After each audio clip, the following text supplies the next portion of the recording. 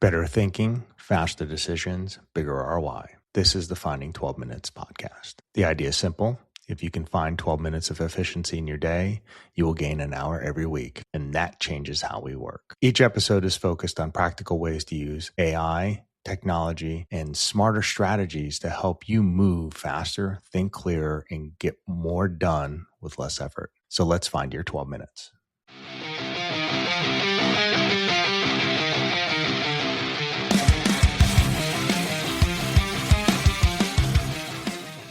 So welcome to the next episode of Finding 12 Minutes. Very interesting topic. I want to think about this from the perspective of why all serious AI is starting to look really inconveniently more human than we anticipated. We were initially sold AI was supposed to be this simple input, output, done. Very simple model. Have an idea, I give it to the AI, it's done. But that's not what's happening. In this episode, we want to break down a more accurate model of AI work. There's a loop. There's a human in the loop aspect of this. And I think we're all starting to recognize this. So when we look at this, it's going to be more of a prompt, review, adjust, decide, repeat. The real value isn't the automation. It's going to end up being the human judgment in all of this. So there's two different perspectives, enterprise leadership and more of the public commentary or the public landscape, although they kind of land in the same place ultimately. But I think that if you look at it from an enterprise perspective, a company perspective, your firm perspective, what you find is that it is one of those things to where we all thought from a business perspective, this was headcount reduction.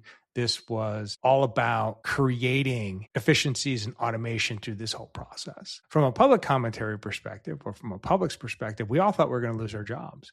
We all thought that things were going to end up just being run by machines for the most part. But I think we all really come back, it's full circle back to the fact that AI doesn't remove the humans. In some ways, it actually increases the need for them. So let's think about this core idea for a second. AI is not a replacement layer. It's an amplification layer. And I've come to recognize that, through the numerous tools that I've used, through the numerous conversations that I've had, that it really is not really replacing anything. It's amplifying. It's making things move faster, better, quicker. But there is that aspect of the human still needs to be in that process because of the human judgment aspect. So the more powerful a system is, the more critical the human becomes in the process. And I don't think that's a limitation. I think that is a design. I do think that we were sold early on that it was a replacement and that we could remove humans from the loop, but it ends up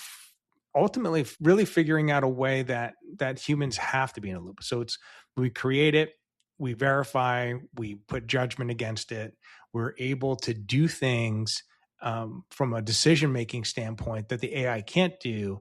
And then we iterate, refine, adjust. And so there's this loop that we continue to see. So this directly aligns with that foundation of Finding 12 Minutes. So if you look at the concept there, the AI creates the efficiency by handling repetitive tasks. But the human still owns the outcome. So even if there are tools out there, yeah, they're making you more efficient.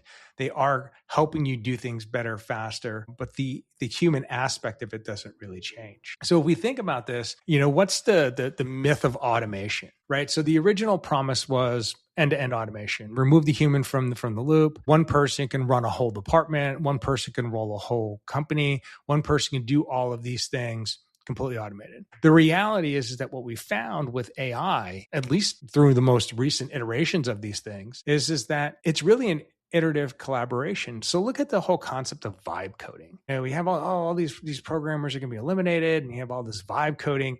And then what you find is that it creates more errors. It doesn't do everything. It's not as fully automated as people thought. Yes. Could it help a developer develop quicker? Yes. Could it help the developer do more things from a testing perspective, et cetera? Is it perfect? Absolutely not. So AI doesn't or can't finish the work. And that still applies to if you're creating marketing content, if you're responding to a proposal, if you're doing all of those things, the AI cannot finish the work. Have you ever tried to use Copilot and have it format a PowerPoint?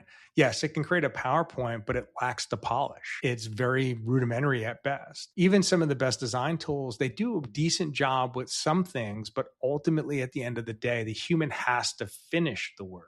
So yes, it is accelerating parts of what we do, but it's that finishing part I think is the most important piece. The second concept that I want to think about is like the loop is the work, not necessarily the process, right? So the loop is really more of you talk to the AI, you prompt the AI, you get an output, you evaluate, you refine, and you may actually repeat that same process over and over again 3 or 4 times.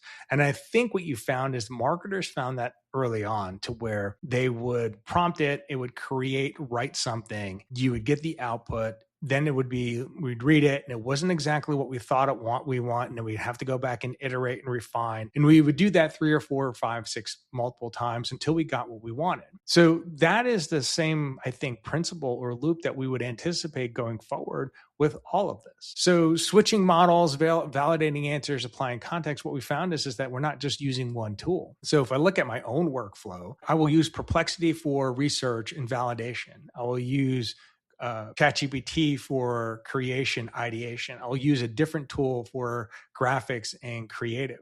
So it's really down to the fact that I'm actually probably using 2 or 3 or 4 tools with any particular workflow, but I'm still following the same loop of prompt, output, evaluate, and refine. So I don't think this is what I would call an inefficiency. This is where I think value is created. Figuring out how you actually incorporate these tools into what you do, that's the human judgment piece, and that's where it's really, really, really important. And so then we think about it from a business reality perspective versus what you hear in the news, the public narrative, right?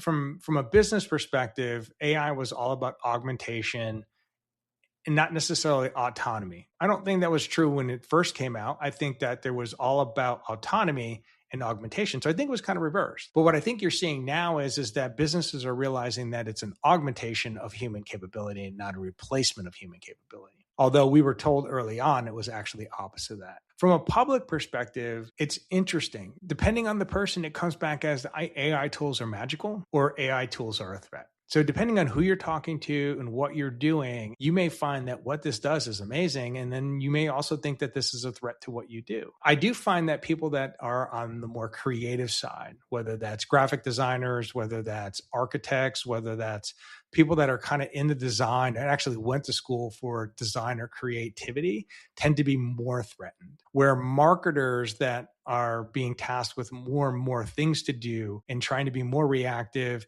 and proactive in their marketing capabilities do find these tools to be magical because it allows them to extend their capabilities to do things. But it's interesting, though, that both miss that operational truth is that humans need to remain accountable through that whole process. So it doesn't matter if you're taking it from a business perspective or if you're taking it from an individual perspective, a department perspective, the human does need to remain accountable through this whole process. There is really no what we would call automation or augmentation through this. Now, there are some things that are out there that, yes, we are augmenting or replacing humans in some ways, depending on what it is. But I find that to be more of pockets, not necessarily broad-based across all industries. If you're in customer service, at least frontline, first-level customer service, automation, I think, and AI and a variety of those tools are going to be able to replace some of those jobs. Where I can get you through level 1, level 2 customer service before we actually get you to the higher level customer service, which is more of the human interaction. So yeah, I really do see a lot of that happening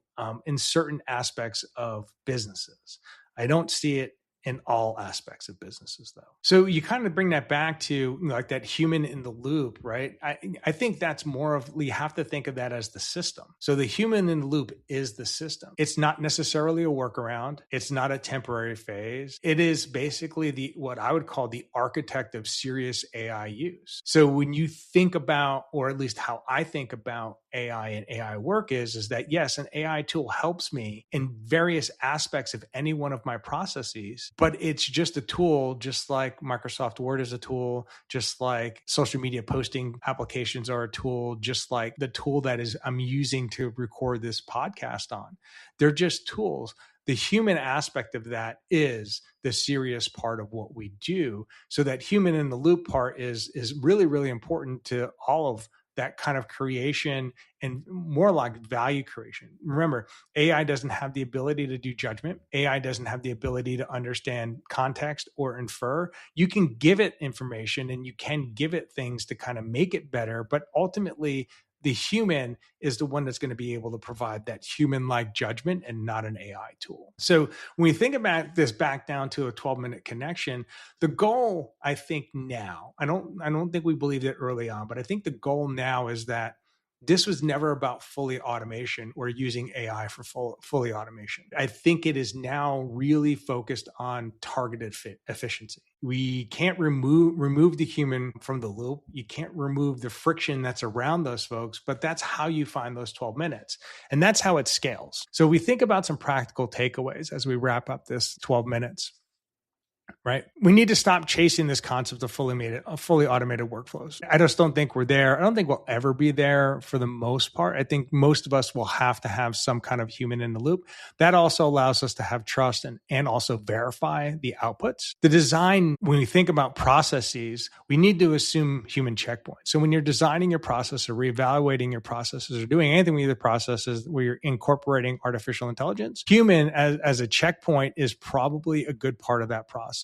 And then train teams on judgment, just not tools. Just because we give them a tool doesn't mean that the professionalism goes away. We can't just give all of our judgment away to tools. We have to have that human aspect to it. And then we need to measure where AI speeds up thinking and not just on output. So you have to go back to it's not about creation. It is about decision making. So closing this out, AI doesn't eliminate responsibility. It concentrates it. And the people who understand that will move faster and make better decisions than the people that are just still chasing automation.